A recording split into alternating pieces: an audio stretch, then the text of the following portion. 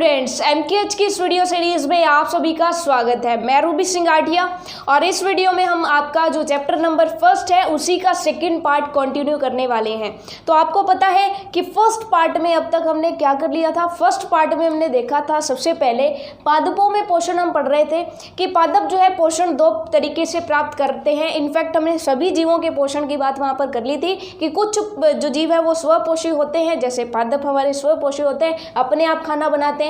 लेकिन कुछ एक पादप और बाकी जीव जंतु विषम पोषी होते हैं, यानी अपने खाने के लिए वो किसी और पर डिपेंडेंट रहते हैं। ठीक है, तो स्वपोषी पादपों की बात हो गई थी, यानी कि वो क्या करते हैं, प्रकाश संश्लेषण द्वारा अपना भोजन बनाते हैं। प्रकाश आता है सूर्य से, ठीक है, इसके बाद जो है वो CO2 वायुमंडल से ले लेते हैं, जल और खनिज लवण मृदा से ले लेते हैं, और उनकी पत्तियों में क्लोरोफिल पाया जाता है। ये सब मिला करके वो क्या बनाते हैं, खाना यानी कि कार्बोहाइड्रेट प्लस क्या बनाते हैं, ऑक्सीजन गैस बनाते हैं। तो वो ऑक्सीजन गैस जो है वो वायुमंडल में छोड़ देते हैं। तो ये सारी की सारी चीज़ हमने वहाँ पर पढ़ ली थी। अब हम बात करते हैं यहाँ पर विषम पोषी पादपों की। किसकी? विषम पोषी पादप, यानी कि ऐसे पेड़ पौधे जिनके अंदर क्लोरोफिल पाया जाता है वो तो खाना बनाएंगे, लेकिन ऐसे पादप जिनके अंदर क्लोरोफिल नहीं पाया जाता, जिसके अंदर क्लोरोफिल नहीं पाया जाता। कि देखिए हमने क्या पढ़ा था कि मनुष्य अपना खाना क्यों नहीं बना पाते, क्योंकि मनुष्यों के अंदर क्लोरोफिल नहीं होता है। वैसे ही जिन पादपों के अंदर क्लोरोफिल नहीं होगा वो भी तो अपना भोजन नहीं बना पाएंगे। अगर वो भोजन खुद नहीं बना पाएंगे, इसका मतलब वो भोजन के लिए दूसरी चीज़ों पर डिपेंडेंट रहेंगे। ठीक है, और दूसरी कौन कौन सी चीज़ें होंगी जिन पर वो डिपेंडेंट रहेंगे?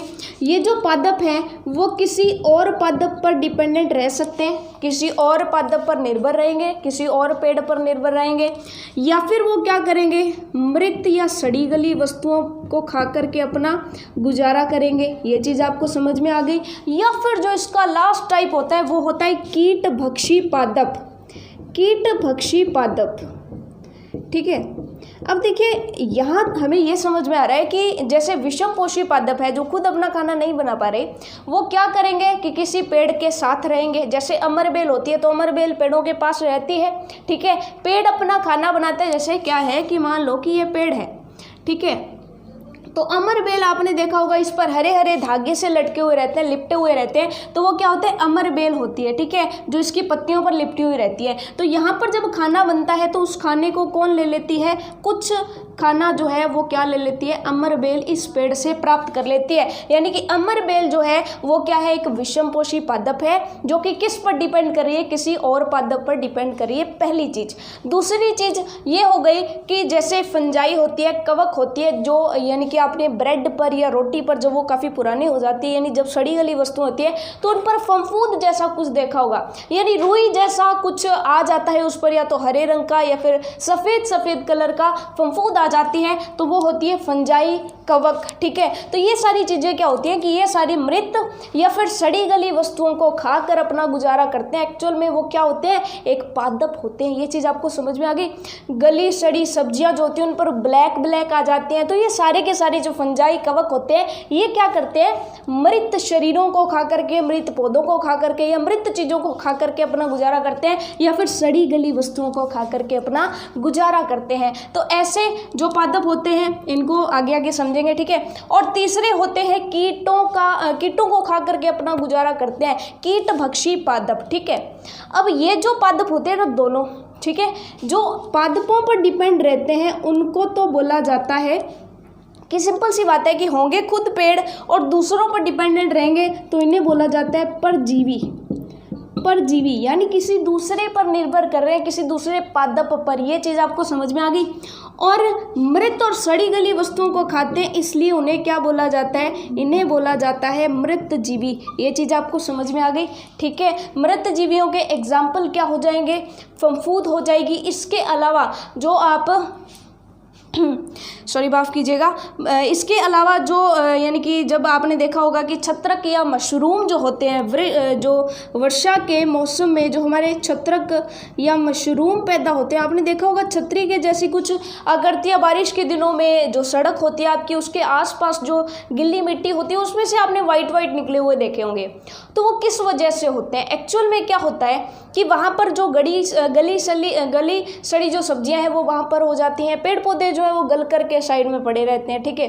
तो जब बारिश आती है तो वो अच्छे से गल जाते हैं और वहाँ पर उस गले हुए भोजन को खा करके वहाँ पर कौन पैदा हो जाती है? मशरूम पैदा हो जाती है। ये चीज़ आपको समझ में आ गई?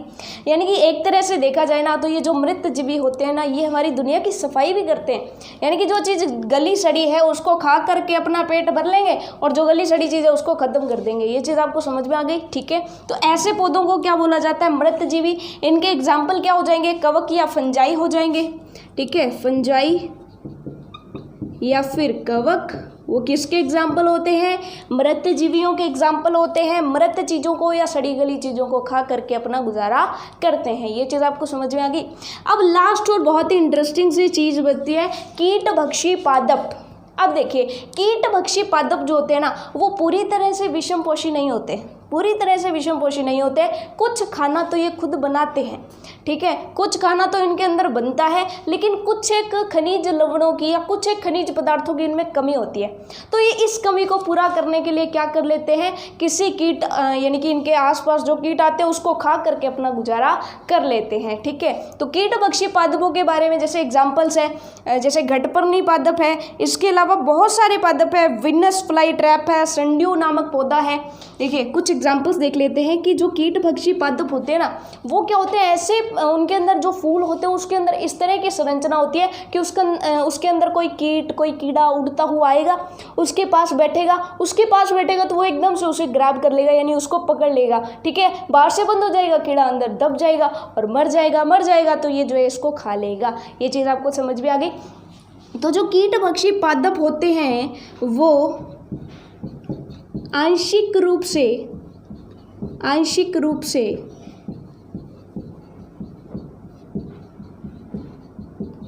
विषमपोषी पादप होते हैं, ठीक है। आप टेंशन मत लीजिए, आपको पीडीएफ फॉर्म में ये सारे के सारे क्वेश्चंस, ये सारे के सारे आंसर्स, जितने भी क्वेश्चंस जिस फॉर्म में बनेंगे सब कुछ आपको मिलेगा। यहाँ पर केवल और केवल आपको चीज़ों को समझना है और अच्छे से माइंड में बिठा लेना है, ठीक है। और मज़ा तो आपको डेफिनेटली आ रहा होगा, है ना। तो चलिए फिर, यानी कि कीटभक्षी पादप जो होते हैं वो आंशिक रूप से विषमपोषी होते हैं, यानी पूरी तरीके से दूसरे पर डिपेंड नहीं करते। कुछ खाना खुद बनाते हैं और कुछ खाना बाहर से प्राप्त करते हैं। जैसे फॉर एग्जाम्पल मान लीजिए कि कोई व्यक्ति है, ठीक है, कोई व्यक्ति है और उसको जो यानी कि पतला व्यक्ति है, दुबला पतला व्यक्ति है और इसको मोटा होना है, तो ये क्या करेगा? कुछ तो घर का खाना खाएगा, कुछ तो शाकाहारी भोजन लेगा और फिर भी उसकी पार नहीं पड़ रही तो फिर ये क्या करेगा? मांस, अंडा वगैरह कुछ खा करके अपनी ज़रूरतें पूरा करेगा। तो ऐसे ही होता है कीटभक्षी पादप, ठीक है। उसकी ज़रूरतें पूरी नहीं होती है इसलिए वो कीटों को खा करके अपनी पूर्ति तो जो है वो करता है। अब आपके माइंड में एक डाउट आ रहा होगा कि सोच करके देखिए पौधा कैसे जो है उसको खाता होगा। तो कीटभक्षी पादपों के अगर कुछ एग्जाम्पल्स देखें, ठीक है, कीटभक्षी पादपों के अगर एग्जाम्पल देखें तो इसका एक घटपर्णी नामक का पादप होता है, घटपर्णी पादप या घटपर्णी का पौधा। ये क्या करता है? इसमें एक घंटीनुमा संरचना होती है, उसके अंदर कीट फंस जाता है। इनकी हम बाद में बात करेंगे, ठीक है। अभी जो है इसके बाद इसको अच्छे से समझेंगे कि कैसे इसके अंदर कीड़ा फंसता है, कैसे जो है वो अंदर फंस करके मर जाता है। उसके बाद जो है नेक्स्ट है Venus fly trap. Venus fly trap मतलब पकड़े जाना, फ्लाई मतलब कीटों का, ठीक है। विनस फ्लाई ट्रैप नामक एक पौधा है। इसके अलावा तीसरा एक एग्जाम्पल है संड्यू नामक भी एक पौधा है, संड्यू, ठीक है। संड्यू नामक एक पौधा है, ठीक है। वो भी इस तरह से कीटों को खाता है, मच्छरों को, या आप कह सकते हो कि छोटे छोटे जो उड़ने वाले जीव होते हैं उनको खाता है। कीट का मतलब आप समझते हो ना, कीट पतंगे, ठीक है। ये चीज़ आपको समझ में आ गई, यानी कि कीटभक्षी पादपों के बारे में हम समझ चुके हैं। तो चलिए फिर कीटभक्षी पादपों के बारे में घटपर्णी पादप का एग्जाम्पल लेकर के समझते हैं कि ये घटपर्णी पादप जो है अपना भोजन कैसे प्राप्त करता है। अगर इसको समझ लिया तो कीटभक्षी पूरा समझ में आ जाएगा। ये दोनों तो हमें समझ में आ गए, अब इसका एक एग्जाम्पल लेकर के हम समझते हैं। तो अभी देख लीजिए,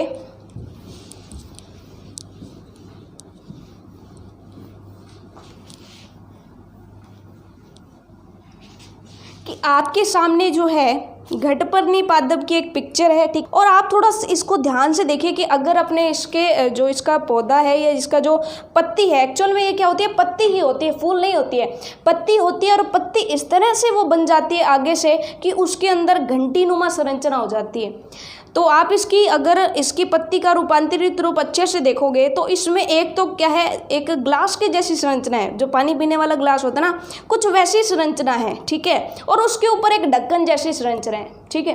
तो इसमें एक्चुअल में क्या होगा कि जब कीट आएगा और इस जो रूपांतरित पत्ती है, यानी कि ये है तो पत्ती लेकिन उसने ग्लास नुमा संरचना बना दी जो अंदर से खोखली है, उसके अंदर जैसे ही कीट जाएगा तो ऊपर से वो ढक्कन बंद हो जाएगा और कीट अंदर फंस जाएगा और ये जो पत्ती है वो उसको अपने अंदर संभाल लेगी, खाना बन जाएगा और ये अपनी ज़रूरतों को पूरा कर लेगा। तो ये चीज़ आपको समझ में आ गई। यानी कि अब देखिए इसमें क्या है कि ये इस तरह से पत्ती है, ठीक है, ये इस तरह से पत्ती रहती है। लेकिन जैसे ही कोई कीट इसके आसपास आता है तो ये पत्ती जो है ना वो कुछ इस तरह से रूपांतरित हो जाती है कि इस तरह से कुछ, मान लीजिए कि बीच में से ये फोल्ड हो गई, ठीक है। मान लीजिए कि पूरी पत्ती थी और पूरी पत्ती कुछ इस तरह से वो फोल्ड हो जाती है कि यहाँ पर तो कुछ इस तरह की संरचना बन जाती है, ठीक है,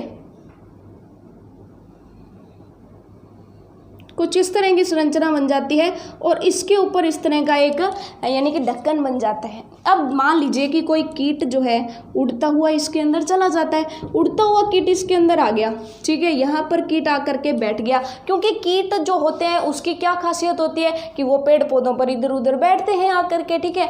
अब वो इसके अंदर चला जाता है, जैसे ही इसके अंदर चला जाता है तो ये ढक्कन हो जाता है बंद। जैसे ही ढक्कन बंद हो गया तो कीट अंदर फंस गया ना, और ये पत्ती जो उसको खा करके पाचन प्रक्रिया पूरी करके अपना खाना बना लेती है। तो ये चीज़ आपको समझ में आ गई। ये है घटपर्णी पादप की क्रिया विधि, ठीक है, घटपर्णी पादप, ठीक है। तो घटपर्णी पादप की अगर क्रिया विधि आप अच्छे से देखना चाहें तो आप सिंपल सा कहेंगे कि घटपर्णी पादप, इसको घटपर्णी ही क्यों कहते हैं, क्योंकि इसमें क्या होता है कि इसकी संरचना जो है ना वो घड़े के समान होती है। इसको आप घड़े के समान बोल सकते हो। किसके समान? घड़े के समान। घड़े का ढक्कन आपने देखा होगा, है ना, कि ये घड़े के समान है, कीट अंदर फंस जाएगा और ऊपर से ढक्कन बंद हो जाएगा, इसलिए इसको क्या बोला जाता है? घटपर्णी पादप बोला जाता है। और एक्चुअल में ये क्या होता है, ये क्या चीज़ है, ठीक है, ये जो घड़ा बना है या ये जो खोखली चीज़ बनी है ये इसे पत्ती का ही हिस्सा है। क्योंकि हमें पता है खाना अगर बनेगा तो किचन में बनेगा और पौधे की किचन कौन सी होती है? उसकी पत्ती होती है। तो मैं आपको बता दूं कि जो घटपर्णी पादप है उसके अंदर जो कीट है वो कहाँ पर फंसता है? पत्ती रूपांतरित हो जाती है, यानी पत्ती अपनी शेप चेंज कर लेती है। तो होपफुली आपको ये सारी की सारी चीज़ जो है वो अच्छे समझ आ गई होगी, ठीक है। अब चलिए आगे जो है नेक्स्ट हम समझते हैं। घटपर्णी पादप के बारे में हमने समझ लिया, इसके अलावा जितने भी टाइप्स थे पादपों के वो हमने समझ लिए, ठीक है। अब कुछ आते हैं एक दूसरे पर डिपेंडेंट। अब तक हमने क्या सीखा कि एक जो जना था, पौधों की बात चल रही है, कि एक जो पौधा था, ठीक है, मान लीजिए कि ये कोई छोटा सा पौधा है, ठीक है, ये जो पौधा है वो इस पेड़ पर डिपेंडेंट रह रहा है, ठीक है। अब तक हमने ये सीखा था कि एक चीज़ किसी दूसरी चीज़ पर निर्भर है खाने के लिए, ठीक है, भोजन के लिए। लेकिन अब हम समझते हैं कि किस तरह से ये दोनों चीज़ आपस में निर्भर रहती है। यानी कि अगर मान लीजिए कि खाना लाना है, ठीक है, तो सब्जी तो ये लाएगा और रोटी ये लाएगा, ठीक है, दोनों मिल करके खा लेंगे। ऐसा जो संबंध बनाते हैं, कुछ पादप ऐसा भी संबंध बनाते हैं। तो ऐसा संबंध जो बनाते हैं उन्हें बोला जाता है सहजीवी। क्या बोला जाता है? सहजीवी, ठीक है। तो अब तक हमने परजीवी के बारे में पढ़ लिया, मृतजीवी के बारे में पढ़ लिया, कीटभक्षी पादपों के बारे में पढ़ लिया। नेक्स्ट हम पढ़ते हैं सहजीवी पादपों के बारे में। तो चलिए फिर नेक्स्ट हम बात करते हैं सहजीवियों के बारे में या सहजीवी संबंध के बारे में। तो बहुत ही सिंपल है और बहुत ही इंटरेस्टिंग है कि कुछ जीव जो होते हैं, कुछ जीव क्या करते हैं कि आवास और पोषक तत्वों को या आवास और भोजन को एक दूसरे से बांटते हैं। इस प्रकार का जो संबंध होता है जीवों के बीच में उसे क्या कहते हैं? सहजीवी संबंध बोलते हैं। यानी कि वो आपस में एक जना तो उनको क्या प्रोवाइड करवाता है? आवास प्रोवाइड करवाता है, और एक जना क्या करता है? भोजन लाता है, ठीक है। और ये दोनों मिल करके, अब मान लीजिए कि एक एग्जाम्पल ले लेते हैं कि ये व्यक्ति है और एक ये व्यक्ति है। इस व्यक्ति के पास खाना नहीं है लेकिन इस व्यक्ति के पास घर है, ठीक है। और ये जो व्यक्ति है इसके पास घर तो यानी कि घर तो नहीं है लेकिन इसके पास खाना है। तो ये क्या करेंगे, ये कुछ खाना इसको दे देगा और ये अपने घर में इसको रख लेगा और ये जो है एक दूसरे के साथ कैसा संबंध बनाएंगे, सहजीवी संबंध बनाएंगे। ये चीज़ आपको समझ में आ गई। यानी कि पोषण यानी कि खाना यानी कि भोजन और घर यानी कि आवास एक दूसरे के साथ शेयर कर लेते हैं। ऐसे संबंध को हम क्या बोलते हैं, सहजीवी संबंध बोलते हैं, ठीक है। तो अब सहजीवी संबंधों के उदाहरण देखते हैं, ठीक है। सहजीवी संबंधों के उदाहरण एक्चुअल में क्या होता है कि कुछ पेड़ जो होते हैं, पेड़ों की जड़ों में क्या रहते हैं, कवक रहते हैं। पेड़ों की जड़ें हैं, ठीक है, और जड़ों में कौन रहते हैं, जड़ों में रहते हैं कवक। ये चीज़ आपको समझ में आ गई। यानी पेड़ कवक को क्या दे रहा है, पेड़ कवक को दे रहा है, एक तो दे रहा है आवास यानी कि रहने को घर दे रहा है, अपनी जड़ों में उसको रख रहा है, प्रोटेक्शन दे रहा है कवक को। ये चीज़ आपको समझ में आ गई। और क्या देता है, और देता है इसको भोजन, या फिर आप भोजन ना लिख करके इसको एक और शब्द दोगे ना, पोषण, तो ये बहुत ही अच्छा रहेगा क्योंकि चैप्टर का नाम क्या है, पादपों में पोषण, और भोजन ग्रहण करने की विधि तो पोषण होती है, ठीक है। तो सिंपल सी बात है कि ये जो पेड़ है ये कवक को क्या प्रदान करता है, पोषण और आवास प्रदान करता है। ये चीज़ आपको समझ में आ गई। और बदले में ये कवक क्या करता है, बदले में ये कवक जो है इस पेड़ की सहायता करता है जल और अन्य खनिज लवणों को अवशोषित करने में। यानी कि अगर ये जो जड़ें हैं वो खनिज लवणों को और जल, क्योंकि इसको खाना बनाना है तो इसको जल और पोषक तत्व चाहिए। अगर वो पोषक तत्व मान लीजिए कि इसको कठिनाई हो रही है तो कवक किसकी सहायता करता है। तो कवक क्या करता है, सिंपल सी बात है कि जल, या फिर जल ना भी लिखें तो सिंपल आप लिखोगे कि खनिज लवणों के अवशोषण में सहायता करता है। ये चीज़ आपको समझ में आ गई। जैसे फॉर एग्जांपल एक्चुअल में मान लीजिए कि यहाँ पर खनिज लवण अवशोषित नहीं हो पा रहे हैं तो ये क्या करता है, कवक जो है इसको खा करके सही रूप में चेंज कर देता है और फिर ये इसको अवशोषित कर लेते हैं। जैसे फॉर एग्जांपल हमें क्या बनाना था, प्रीवियस वीडियो में हमने पढ़ा था कि हमें प्रोटीन बनाना था, पेड़ के अंदर प्रोटीन बनाना था। प्रोटीन बनाने के लिए नाइट्रोजन चाहिए। नाइट्रोजन कहाँ पर है, वायुमंडल में खूब सारी नाइट्रोजन गैस है, लेकिन गैस रूप में ये उस नाइट्रोजन को ले नहीं सकता, ठीक है। ये हमें पता चल गया था। अब अगर इसको यानी कि गैस रूप में नहीं ले सकता और उसको लेना है तो ये क्या कहता है, पेड़ जा करके कवक और इन प्राणियों को कहता है कि मुझे जो है नाइट्रोजन की ज़रूरत है। ये क्या करते हैं, नाइट्रोजन को पकड़ लेते हैं और चेंज कर देते हैं, यानी कि इनकी सहायता करते हैं। ये चीज़ आपको समझ में आ गई। एक्चुअल में कवक नहीं करते हैं, एक और प्रकार का जीवाणु होता है जिसका नाम होता है, हमने वहाँ पर भी पढ़ा था कि ये जो होता है जीवाणु जिसका नाम होता है राइजोबियम, ये वो काम करता है, ठीक है। नेक्स्ट उसी की बात हम आगे करेंगे भी, वो भी एक सहजीवी संबंधी, यानी कि उनमें भी सहजीवी संबंध होगा। ये चीज़ आपको समझ में आ गई। यानी पेड़ की जड़ों में रहने वाले कवक और पेड़ के बीच में संबंध होता है, कैसा, सहजीवी संबंध। पेड़ तो इसको क्या कहता है कि मैं तुझे भोजन दूंगा, आवास दूंगा और तू मेरी क्या करना, जल व खनिज लवण या पोषक तत्वों के अवशोषण में सहायता करना। ये चीज़ आपको समझ में आ गई, ठीक है। फिर इसके साथ साथ हम एक और पौधे का एग्जाम्पल ले लेते हैं। जैसे कि आपका चने का पौधा होता है, चने का पौधा या फिर मटर का पौधा होता है, ठीक है। तो इन सारे पौधों की जड़ों के अंदर एक जीवाणु रहता है जिसका नाम होता है क्या, राइजोबियम। बिल्कुल हमने पढ़ा था ना पीछे, राइजोबियम जीवाणु, ठीक है। ये राइजोबियम जीवाणु क्या करता है कि एक्चुअल में ये जो चने, मटर या जितनी भी दाल होती है, ठीक है, दालें जो फलीदार पौधे होते हैं, फलियां जिसके लगती हैं, ठीक है, दलियां यानी कि दालें जो है वो फलियों वाले पौधों के लगती है। तो ये जो होते हैं ये पौधे राइजोबियम जीवाणु को क्या प्रदान करते हैं, राइजोबियम जीवाणु को एक तो रहने का स्थान यानी कि आवास प्रदान करते हैं अपनी जड़ों में, ठीक है, और दूसरा क्या प्रदान करते हैं, दूसरा प्रदान करते हैं पोषण, ठीक है। और बदले में राइजोबियम जीवाणु क्या करता है, राइजोबियम जीवाणु जो नाइट्रोजन गैस है, नाइट्रोजन गैस को किस रूप में चेंज कर रहा था, हमने प्रीवियस वीडियो में पढ़ा है ना। इससे पिछले जो हमारा फर्स्ट पार्ट था उसमें हम अच्छे से पढ़ कर गए हैं कि नाइट्रोजन गैस को विलेय रूप में परिवर्तित कर देता है, विलेय रूप में परिवर्तित कर देता है। और विलेय रूप अगर होगा तो पौधा उसे क्या कर लेगा, अवशोषित कर लेगा। गैसीय फॉर्म में इसको अवशोषित नहीं कर सकता है, ये चीज़ हमने वहाँ पर पढ़ी थी। तो इस प्रकार का जो संबंध है उसे भी हम क्या कहेंगे, सहजीवी। आपस में एक दूसरे पर निर्भर कर रहे हैं, एक दे रहा है दूसरा ले रहा है, दूसरा दे रहा है जो है पहला ले रहा है। ये चीज़ आपको समझ में आ गई, ठीक है। तो ये हमने की कुछ पादपों की बात। तो अब देखते हैं कि अगर सहजीवी संबंध हमने देखा तो क्या ये कुछ जीव जंतुओं के बीच में भी होता है क्या, कि जंतु और यानी कि जीवाणु या जंतु हम कह सकते हैं। तो जीवाणु और पौधों के बीच में तो हमने देख लिया, पादपों के बीच में तो हमने देख लिया। अब हम देखते हैं कि जंतुओं के बीच में भी होता है क्या।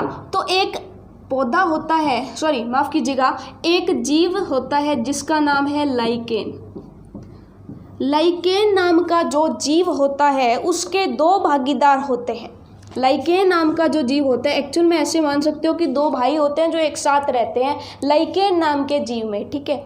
उसमें क्या होता है, एक तो होता है कवक, एक तो होता है कवक और दूसरा होता है शैवाल। ये चीज़ आपको समझ में आ गई कि दो भागीदार होते हैं, एक तो होता है कवक और दूसरा होता है शैवाल, ठीक है। अभी अभी हमने यहाँ पर एक एग्जाम्पल लिखा हुआ था, वहाँ पर हमने क्या सीखा था कि पौधा जो होता है या पेड़ जो होता है उसकी जड़ों में कौन रहते हैं, कवक। क्योंकि कवक को क्या चाहिए, घर चाहिए, भोजन चाहिए। बदले में कवक क्या देगा, उसको जल और पोषक तत्व आराम से जो है अवशोषित करवा देगा, ठीक है। ये चीज़ आपको समझ में आ गई। तो यहाँ पर भी सेम है, कवक के पास आवास नहीं है, कवक अपना भोजन खुद नहीं बना सकता, इसलिए शैवाल क्या करता है, भोजन बनाता है और किसको दे देता है, कवक को दे देता है। यानी कि शैवाल कवक को क्या दे रहा है, पहली चीज़ तो आवास दे रहा है, प्लस में क्या दे रहा है, प्लस में दे रहा है पोषण यानी कि भोजन दे रहा है। ये चीज़ आपको समझ में आ गई। अब शैवाल कवक से पूछता है, बताओ जी आप मुझे क्या दोगे। तो कवक शैवाल को कहता है कि तुम्हारे को खाना बनाने के लिए जो जल, खनिज लवण आदि चाहिए ना, खनिज लवण, अगर मैं रहा तो तुम्हारे को ये आसानी से मिलते रहेंगे, ये आसानी से मिलेंगे तो तुम खाना अच्छा अच्छा बना पाओगे। खाना अच्छा अच्छा जो बनाओ ना उसमें से कुछ खाना मुझे दे दिया करना। ये चीज़ आपको समझ में आ गई। तो ये जो कवक और शैवाल है इनके बीच में इस तरह का जो संबंध पाया जाता है इसे ही क्या बोलते हैं, हम सहजीवी संबंध बोलते हैं। ये चीज़ आपको समझ में आ गई, ठीक है। तो हमने अब तक ये सीखा कि पादपों में पोषण कैसे प्राप्त करते हैं। पादप कुछ स्वपोषी होते हैं, कुछ विषमपोषी होते हैं, ठीक है। तो ये सारी की सारी स्टोरी अब आपको क्लियर हो गई, ठीक है ना। अब यहाँ पर एक डाउट मैं दोबारा से क्लियर कर दूँ कि कुछ जो स्टूडेंट्स होते हैं ना, जैसे हमने अभी अभी कुछ पादपों के बारे में पढ़ा था, जैसे हमने घटपर्णी पादप के बारे में पढ़ा था, जो कि कैसा पादप था, कीटभक्षी पादप था, यानी कीटों को खाने वाला पादप था, ठीक है। उसको मैंने स्टार्ट इसी तरीके से किया था ताकि आपका डाउट अच्छे से सॉल्व हो जाए। कुछ बच्चों को ये डाउट हो जाता है कि जो कीटभक्षी पादप है या जो घटपर्णी पादप है, जो इस तरह से आपके जो है इस तरह की उसकी संरचना लगभग होती है, ठीक है, और उसके ऊपर क्या लगा होता है, ढक्कन इस तरह से लगा होता है, और ये जो है इस तरह की पत्ती होती है, या मान लीजिए कि इस तरह की वो पत्ती है, ठीक है, इस तरह की उसकी पत्ती है और उसके बाद जो है इस तरह का वो पौधा होता है, ठीक है। अब वहाँ पर कई बच्चों को ये डाउट हो जाता है कि ये तो पत्ती है, लेकिन जो कीट को खा रहा है यानी जिसके अंदर कीट फंस रहा है, ऊपर ढक्कन बंद हो रहा है, कई बच्चे समझते हैं कि वो फूल होगा, ठीक है। इसलिए मैंने स्टार्टिंग में इसी से स्टार्ट किया कि ये फूल होता है, ठीक है, और बाद में मैंने आपको क्लियर भी कर दिया कि खाना जो बनता है वो कहाँ पर बनता है, पत्ती में बनता है। इसलिए फूल जैसा दिखने वाला जो होता है ना, एक्चुअल में फूल नहीं होता, एक्चुअल में ये पत्ती ही होती है, पत्ती ही इस शेप में चेंज हो जाती है। ये चीज़ आपको समझ में आ गई, ठीक है। इसमें पत्ती जो है अपना भोजन बनाती तो है, लेकिन खनिज पदार्थों की पूर्ति नहीं हो पाती, इसलिए ये पूर्ति किसको खा करके करती है, कीटों को खा करके करती है। तो ये चीज़ आपको समझ में आ गई ना। तो आज के बाद ये आपको कोई डाउट नहीं रहेगा। तो अब तक हमने ये तो समझ लिया। अब यहाँ पर थोड़ा सा हम जब पादपों के बारे में बात करते हैं तो पादपों के लिए सबसे महत्वपूर्ण होती है मिट्टी। सबसे महत्वपूर्ण कौन होती है? मिट्टी। मिट्टी अगर उपजाऊ होगी, अगर मिट्टी में खनिज पदार्थ होंगे, अगर मिट्टी में जल अच्छे से मिलेगा, तभी तो पादप उगेगा ना। बिना जल के पादप उग सकते हैं क्या? नहीं। बंजर भूमि में पादप उग सकते हैं क्या? राजस्थान में रेगिस्तान में अगर जाएं तो वहां पर पादप उग सकता है क्या? क्योंकि वहां पर पानी नहीं है, इसका मतलब वहां पर पादप उगेगा नहीं। ये चीज आपको समझ में आ गई। इसके अलावा जो बंजर भूमि है, जहां पर खनिज लवण मिल ही नहीं सकते, वहां पर पादप उगेगा क्या? तो आप कहते हैं वहां पर पादप कैसे उगेगा? वहां पर उसको भोजन ही नहीं मिलेगा। ठीक है, ऊपर से सूर्य का ताप तो मिल रहा है, लेकिन वो बात नहीं बनेगी। ठीक है, तो ये चीज तो हमें समझ में आ गई। यानी कि मृदा जो होती है उसके पास दो चीजें होनी जरूरी होती है, जल और खनिज लवण। ठीक है, ये चीज आपको समझ में आ गई। जल तो आप डाल दोगे और खनिज लवण मृदा में पहले से होना चाहिए। ठीक है, अब मान लीजिए कि आपने क्या किया, एक गमला ले लिया और गमले में आपने क्या किया, एक बढ़िया सा फ्लावर लगा दिया। ठीक है, गमले के अंदर आपने क्या डाली हुई है? मिट्टी डाली हुई है। ठीक है, अब मेरे को एक बात बताओ कि इस गमले ने अपना खाना बनाना शुरू कर देगा? ये तो सुबह उठेगा, ये जो पौधा है, ठीक है, सुबह जैसे ही उठेंगे तो वैसे ही सूरज निकलेगा, जैसे ही सूरज निकलेगा ये तो अपना खाना बनाना किचन के अंदर स्टार्ट कर देगा, किचन यानी पत्तियों के अंदर। तो खाना बनेगा तो इससे खनिज लवण इसके अंदर जाना स्टार्ट हो जाएंगे। ये चीज़ आपको समझ में आ गई।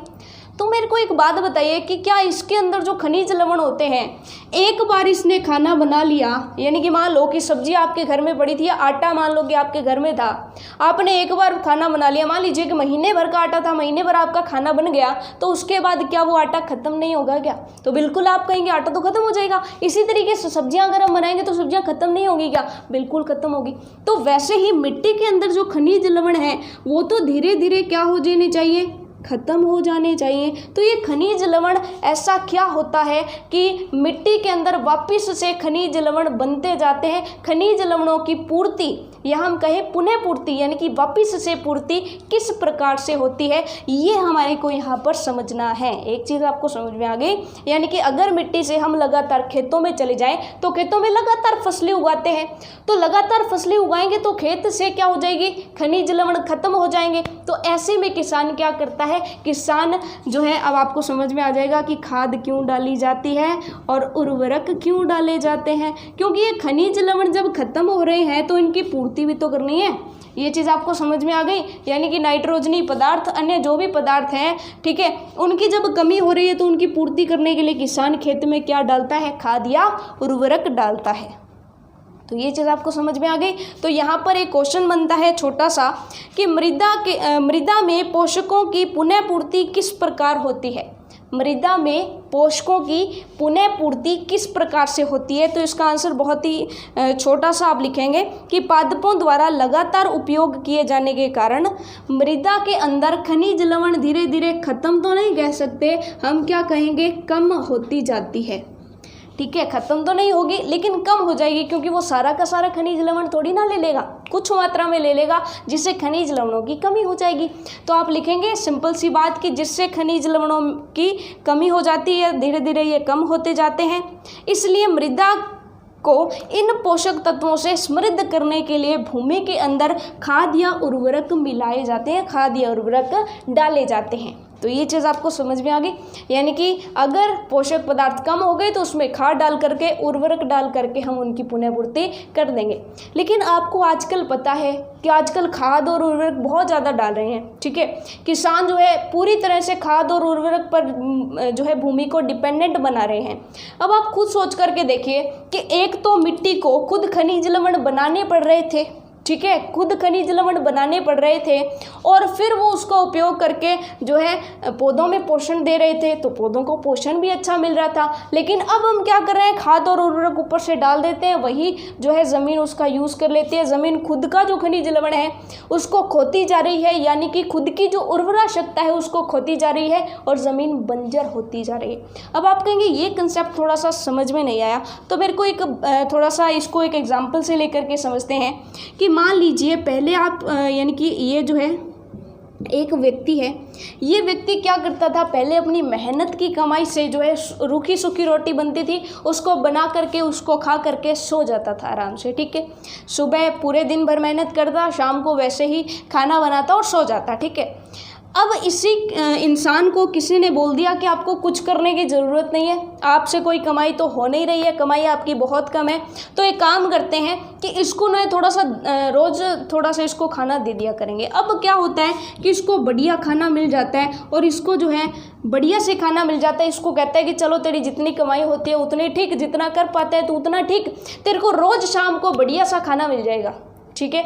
तो अब सच बताना कि इसको अगर बढ़िया सा खाना मिल रहा है, बढ़िया सा घर मिल रहा है, तो क्या ये इंसान जो है वो वही दिनचर्या रखेगा क्या? सुबह से शाम तक मेहनत करेगा क्या? बिल्कुल नहीं। इसको खाना तो मिल ही रहा है, ये क्यों अपने हाथ पैर चलाएगा, ठीक है।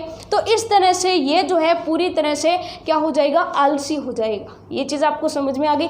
तो इसी तरीके से, हाँ, इसी तरीके से आप ज़मीन को समझ सकते हो। ज़मीन को आप आलसी तो नहीं कह सकते, लेकिन हम उसको अपनी जो उसकी क्षमता है उसको पूरा करने का मौका ही नहीं दे रहे हैं, ठीक है। कि भूमि में अगर खनिज लवण खत्म हो गए तो हम क्या कर देंगे, ऊपर से डाल देंगे। ऐसे में भूमि अपने आप को डेवलप कर ही नहीं पाती है। ये चीज़ आपको समझ में आ गई। यानी कि खाद और उर्वरक अगर हम डालते हैं तो मृदा की उर्वरता जो क्षमता है वो कम होती जाती है, ठीक है। कि बाहर से जब कुछ मिल जाता है तो मृदा को अपनी क्षमता दिखाने का तो मौका ही नहीं मिलता।